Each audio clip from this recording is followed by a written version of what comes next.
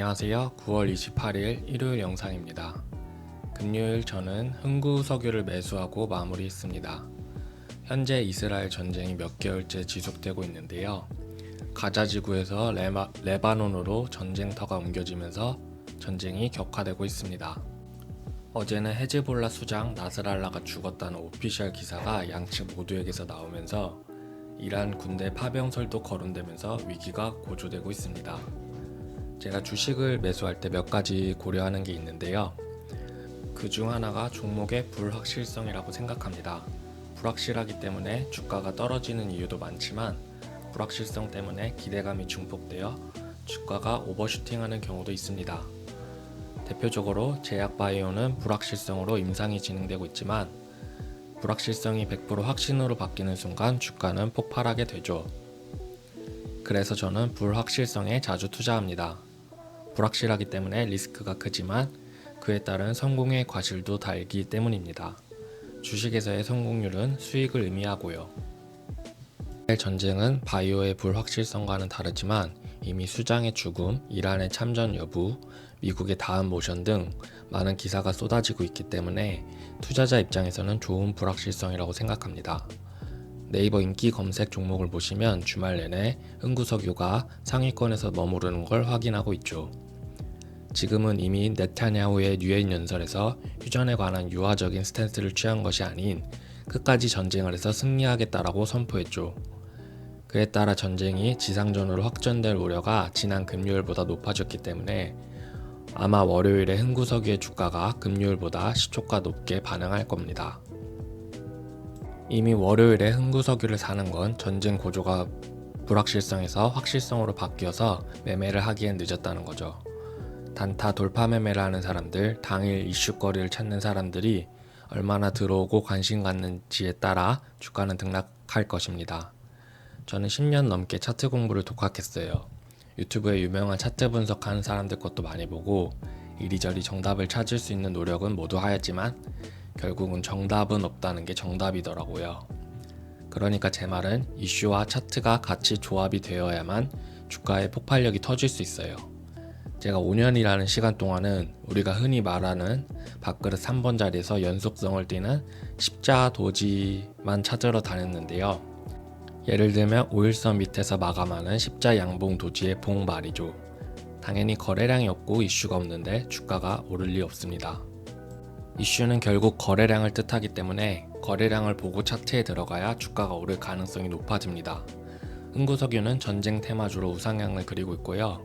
두세 달에 한 번씩 큰 상승 들어와 주면서 품절주와 함께 대표적인 인버스 엣지 테마 주식입니다. 현재 우리 증시는 미국 증시와 달리 금투세 국제 정세의 영향으로 20년 넘게 박스권에 갇혀 있습니다. 엔비디아는 단기적 고점을 찍고 횡보 하락을 보여주고 있습니다. 삼성전자의 주가 또한 좋지 않고요. 9월 금리 이슈 인하로 미 증시는 계속 신고가를 돌파하고 있지만 언제 꼭지가 나올지는 아무도 모릅니다. 이전 IT 버블과는 다를 것이다 라는 의견도 분명히 있지만 현재는 평균 이상으로 높은 구간입니다. 50대 50으로 봤을 때 떨어질 확률이 51대 49입니다. 49%의 확률로 더 오를 가능성도 배제할 수 없죠. 다만 우리는 지수 선물에 투자하는 게 아니라 개별 종목에 투자하기 때문에 충분히 단기 변동성에 본전에 나오거나 적은 손실로 만회할 수 있습니다. 제가 금요일에 흥구석유를 물리고 끝났지만 홀딩했던 이유가 바로 이겁니다. 네타냐후 대통령이 가자 지구와의 휴전도 거부했던 이력이 있기 때문에 이번에도 전쟁을 지속할 수 있다는 51%의 확률에 배팅을 건 것이죠. 이미 너도 나도 오를 거 알고 있는 주식은 비싸게 구매해야 합니다. 아직은 불확실성이 있지만 지난 과거의 데이터를 종합해 봤을 때 그 불확실성 사이에서 높은 확률을 찾는 게 주식입니다. 그런데 이런 불확실성은 정치적으로 빌드업이 되기 때문에 추리가 가능하지만 바이오의 임상이 완료될 것인가 아닌가의 불확실성은 개미가 절대 알 수 없고 알 수 있다면 내부자의 선행 매매가 될 것이겠죠. 저는 그래서 바이오의 불확실성이 투자할 때는 임상 결과가 나오기 전에 매도합니다. 임상이 잘 될 것이라는 약간의 기대감에 대한 수익만 먹고 임상 결과까지의 패를 까진 않습니다. 왜냐면 리스크가 너무 크기 때문입니다. 대통령 선거 한 달 전에 주식을 매도하는 것도 같은 이유입니다. 재료 소멸도 있지만 패를 까봤을 때 터지는 리스크는 내 계좌를 병들게 합니다. 이런 빌드업으로 흥구석유를 보게 되었고, 차트적으로는 이전 거래량 터진 부분을 깨지 않고 5일선 라인 근처에서 지켜주고 있었습니다. 대부분의 초보자들은 5일선 라인이 깨진 걸 보고 손절하시는 분도 있는데, 어떤 종목은 5일선을 깨고 올라가는 종목도 다수 있어서 어디를 손절 라인으로 잡느냐는 개인 차이고 정답이 없습니다. 다만 방송 전문가라는 사람들은 본인의 손실을 최소화하려고 5일선, 21선이 깨지면 손절하라고 하죠. 꼭 그러실 필요는 없습니다. 본인이 생각하기에 테마의 지속성이 아직 남아있다면 5일선이 깨져도 하루 이틀 정도 더 들고 가보고 그때 반응이 없으면 손절해도 늦지 않습니다. 저는 단순히 이것만으로 투자를 하는 건 아닙니다. 그렇다면 제가 14년 동안 이렇게 바닥에서 구르고 있을 이유가 전혀 없지만요. 다만 이런 식으로 큰 틀을 잡고 세부적인 부분을 봅니다. 예를 들면 프로그램 매매 현황, 시간의 종목 이런 걸 더해 나가는 거지요.